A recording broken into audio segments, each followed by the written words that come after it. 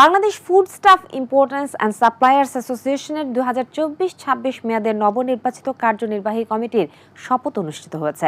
রাজধানীর গুলশানের একটি হোটেলে আয়োজিত অনুষ্ঠানে 31 সদস্যের নতুন কমিটি ফুল দিয়ে বরণ করা হয়। চলুন দেখে আসি বিস্তারিত। Bangladesh food first importers and suppliers association BAFISA কার্যনির্বাহী কমিটি শপথ অনুষ্ঠান রাজধানী গুলশান ওয়েস্টিন হোটেলের বলরুমে অনুষ্ঠিত হয়। সভায় সভাপতিত্ব করেন প্রতিষ্ঠাতা সভাপতি বোরহান ই সুলতান। প্রধান অতিথি হিসেবে উপস্থিত ছিলেন ট্রেড অ্যান্ড টেরিফ কমিশনের চেয়ারম্যান নাসির উদ্দৌলা। সভায় নির্বাচিত 31 সদস্যকে ফুল দিয়ে বরণ করে নেওয়া হয়। শপথ বাক্য পাঠ করান এফবিসিসিআর সাবেক পরিচালক প্রধান নির্বাচন কমিশনার হাফিজ হারুন।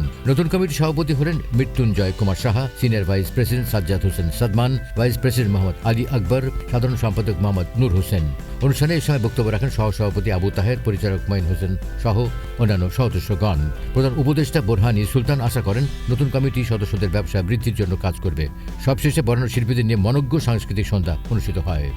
আমরা সরকারের সাথে ভালো নেগোসিয়েশনের মাধ্যমে আমাদের এইচএস কোডগুলা সুন্দরভাবে ক্লাসিফাই করার, রেশনিং মানে টেরিফটা রেশনিং করার জন্য আমরা সচেষ্ট থাকব। এই ক্ষেত্রে আমাদের যারা পুরানো নেতৃত্ব তারা যে পর্যন্ত এসে গেছে তাদের কোঅপারেশন নিয়েই আমরা ভবিষ্যতে আগায় যাব, যাতে ব্যবসায়ীদের একটা কমফোর্ট জোন দেওয়া যায়।